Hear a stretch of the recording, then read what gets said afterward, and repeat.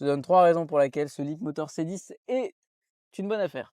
Déjà, premièrement, c'est un véhicule hybride rechargeable, mais dans le bon sens du terme. C'est l'électrique qui va prédominer. Tu vas pouvoir rouler tout le temps ou quasiment tout le temps en 100% électrique et tu auras une capacité de recharge de cette partie-là qui sera plutôt intéressante. En tout cas, parmi les meilleurs du marché si on le prend dans ce sens. 65 kW de capacité, c'est mieux qu'un Volkswagen Tiguan actuellement qui fait déjà lui-même beaucoup mieux que le MG EHS qui pourrait être son concurrent principal.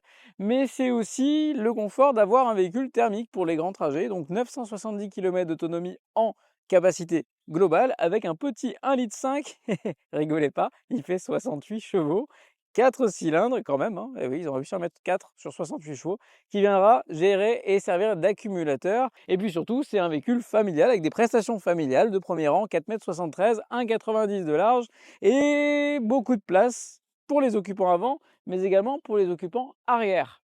Alors, c'est peut-être pas le cas du coffre. À l'arrière, notamment, regardez cet espace royal. J'ai l'impression d'être dans une limousine tellement la place est grande. On aura des gros porte-gobelets, un gros accoudoir central, un joli coloris violet, un grand toit panoramique. Et puis, la vue que je vais avoir juste ici est assez incroyable. Regardez cet affichage pour le conducteur et le passager avant. L'infodivertissement est royal. Donc, à ce niveau-là, il n'y a franchement rien à dire. Bon, alors, elle est où l'arnaque? Où est l'arnaque de cette voiture? Bon, déjà, c'est une voiture chinoise, fabriquée en Chine et prévue, conçue pour la Chine de base. Et ça peut faire tiquer les plus puristes, ceux qui voudront acheter absolument européen. Car oui, si Leapmotor appartient aujourd'hui en joint venture à Stellantis, ça reste bel et bien une voiture chinoise. Mais ça sera peut-être là que sera son plus gros défaut. Son volume de coffre.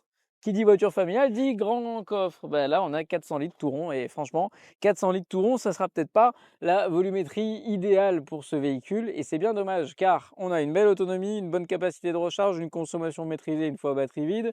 On a un véhicule qui est esthétiquement parlant plutôt joli. On a une belle finition, une belle qualité de fabrication à l'intérieur. On a une bonne sono pour s'ambiancer sur la route. Un châssis qui est sérieusement fabriqué et une sensation de conduite qui est plutôt correcte, un confort qui est bon, une acoustique qui est bonne, une insonorisation qui est bonne. J'en ai dit beaucoup des compliments là. Alors, est-ce que ça va se vendre ou pas? Dites-moi en commentaire si vous seriez capable d'acheter cette Leapmotor C10 à prolongation d'autonomie ou non. Quoi?